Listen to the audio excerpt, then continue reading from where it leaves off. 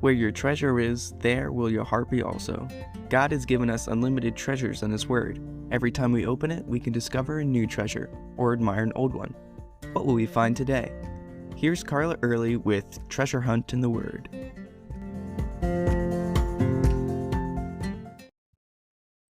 Yesterday we talked about how people watch us and how they can tell who we are and what we stand for by our actions.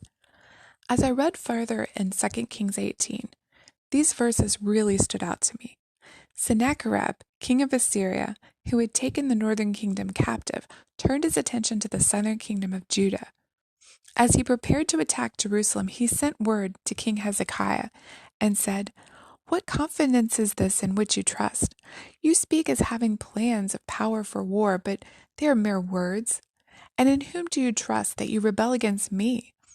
Now look, you're trusting in the staff of a broken reed Egypt, on which if a man leans, it will go through his hand and pierce it.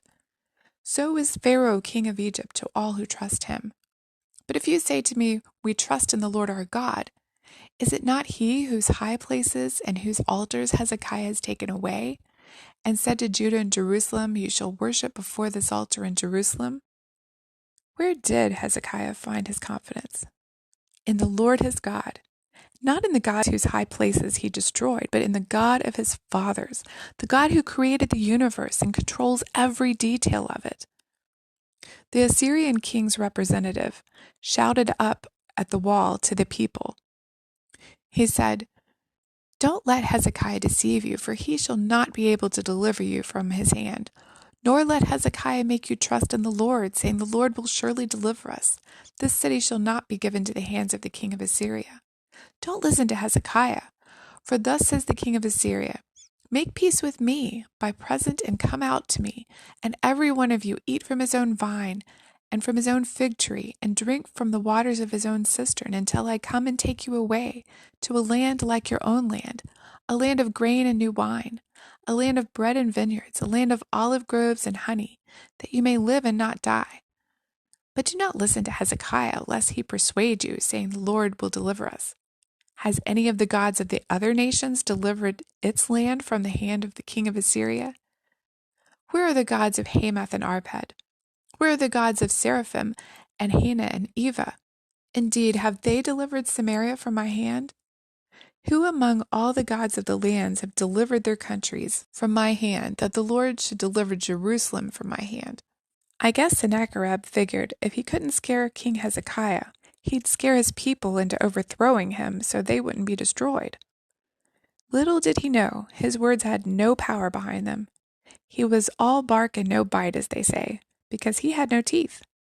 God, the God of Hezekiah, the God of Judah, had all the power, even though to Sennacherib and his men it certainly didn't look like it. They'd overcome many other nations. Those nations, including the northern kingdom Israel, had gods who had not helped them in the least. The strong Assyrian army with horses and chariots had easily conquered them, just like they thought that they would overcome Judah. They had complete confidence in their numbers, in their equipment, in their superior forces. But remember what David said in Psalm 27 and 8? "Some trust in chariots and some in horses, but we trust in the name of the Lord our God. Those nations will fall and collapse, but we will rise up and stand firm." I'll let you read the rest of the story, but you can probably figure out what happened. Because the Assyrians blasphemed the Lord and Hezekiah chose to trust him, God sent the death angel and killed 185,000 of the Assyrian army. Sennacherib took the remains of his army back to Nineveh with his tail tucked between his legs. There, 2 of his own sons murdered him. Sennacherib and his men had misplaced confidence, as do we sometimes. Think about what you have confidence in. If we have confidence in other people, they let us down. If we have confidence in a job, we can easily lose it. If we trust in our bank account, we never know when some sort of unseen expense or stolen identity might wipe it out. If our confidence lies in our health and strength, we know that can be taken away in a few seconds by a car accident or a doctor's diagnosis. And if our confidence comes from our abilities, we can always let ourselves down or end up in a situation where everything goes wrong. Where's your confidence? Where have you put your confidence in other things and they've disappointed you? Where have you put your confidence in God and realized how trustworthy He's been? You can contact us at treasurehuntintheword@gmail.com.